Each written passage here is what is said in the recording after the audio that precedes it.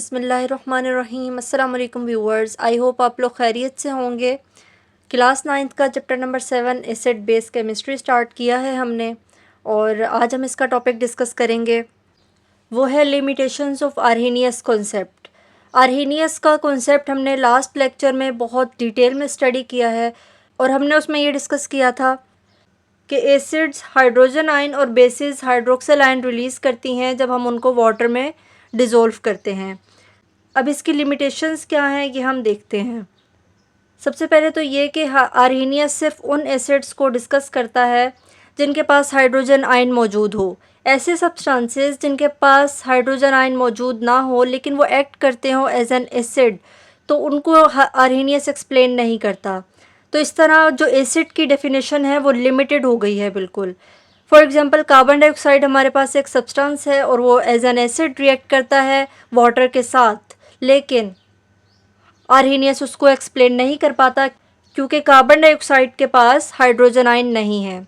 इसी तरह आर्हेनियस ऐसी बेसिस को भी एक्सप्लेन नहीं कर पाता जिनके पास हाइड्रोक्सिल आयन मौजूद ना हो, क्योंकि आर्हेनियस सिर्फ उन बेसिस को एक्सप्लेन करता है जिनके पास OH मौजूद हो, वो वाटर में OH रिलीज़ कर सकें।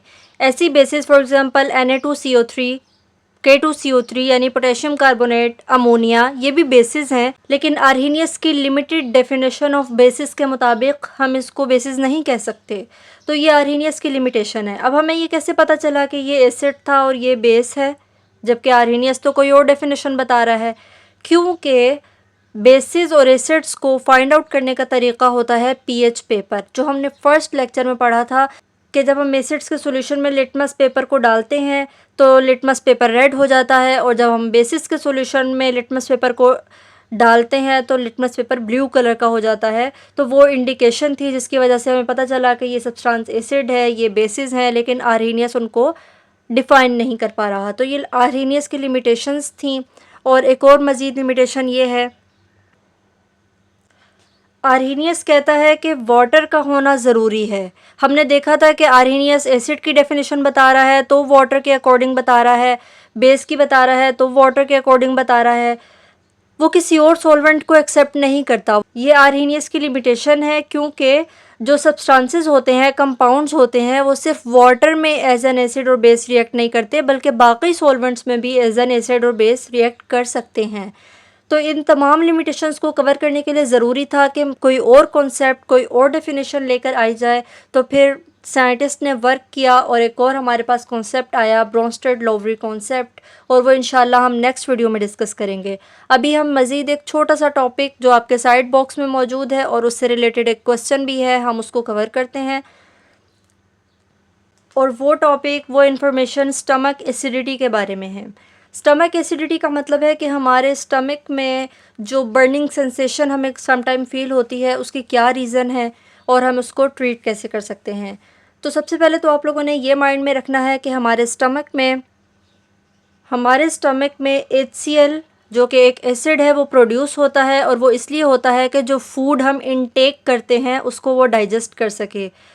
और ये जो HCl है वो कौन से सेल्स प्रोड्यूस करते हैं ये भी आप लोगों ने याद रखना है। स्टमक की लाइनिंग में सेल्स होते हैं जो HCl प्रोड्यूस करते हैं। जैसे ही हमारा जो खाना है, हमारी जो फूड है, वो हमारे स्टमक में पहुंचती है और उसको डाइजेस्ट होने की ज़रूरत होती है, तो ये सेल्स HCl प्रोड्यूस करते हैं ताकि उसको डाइजेस्ट कर सकें। अब प्रॉब्लम तब होती है जब हम बहुत ज़्यादा स्पाइसी फूड या फैटी फूड खा लेते हैं, और उसको डाइजेस्ट करने के लिए हमारा जो स्टमक लाइनिंग है वो ज़्यादा HCl प्रोड्यूस करता है, क्योंकि उसको ज़्यादा HCl प्रोड्यूस करने की ज़रूरत होती है। More HCl is produced than required if we intake fatty और स्पाइसी फूड। अब इससे क्या होता है, हमें स्टमक बर्निंग फील होती है, और उसके जो सिम्टम्स हैं उसमें बर्निंग सेंसेशन, यानी कि जो हमारी ब्रेस्ट बोन होती है बिल्कुल उसके नीचे हमें बर्निंग सी महसूस हो रही होती है, जलन महसूस हो रही होती है। इसी तरह हमें अपने माउथ में अजीब सा टेस्ट, सॉर टेस्ट सा फील हो रहा होता है। इसके अलावा हार्ट के करीब या तो बर्निंग महसूस हो रही होती है या पेन महसूस हो रही होती है। ये तमाम सिम्टम्स स्टमक एसिडिटी की हैं। अब हम इसको ट्रीट ऐसे कर सकते हैं कि हम वीक बेसिस को, जिनको हम एंटासिड्स का नाम भी देते हैं, उसको हम इनटेक करें। वीक बेसिस आपको पता है कि एसिड और बेस एक दूसरे के इफ़ेक्ट को न्यूट्रलाइज कर देते हैं, इसीलिए हम उसको एंटासिड्स भी कहते हैं कि ये एसिडिटी को ओपोज कर रहा है, एसिडिटी जो हमारे स्टमक में हो गई है।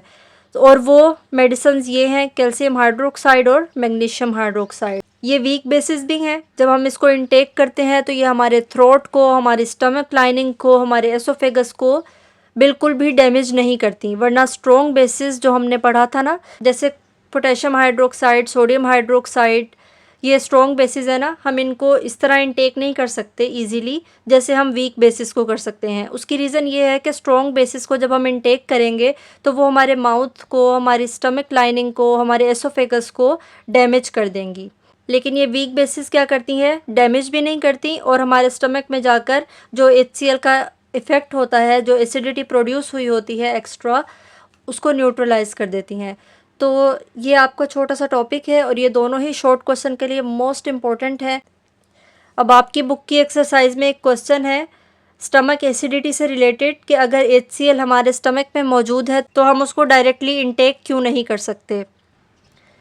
इसकी रीज़न ये है कि स्टमक में जब HCl प्रोड्यूस होता है तो स्टमक की वॉल्स के इर्द गिर्द थिक म्यूकस की एक लेयर होती है जो एसिड से प्रोटेक्ट करती है, जबकि लेबॉर्ट्री का जो HCl होता है वो कंसनट्रेटेड भी होता है और क्रोसिव इन नेचर भी होता है। तो अगर हम उसको इनटेक कर लेंगे डायरेक्टली तो HCl हमारे माउथ को, हमारे एसोफेगस को, बल्कि हमारे पूरे डाइजेस्टिव ट्रैक्ट को डैमेज कर देगा। इसलिए हम एसिड को डायरेक्टली नहीं इनटेक कर सकते।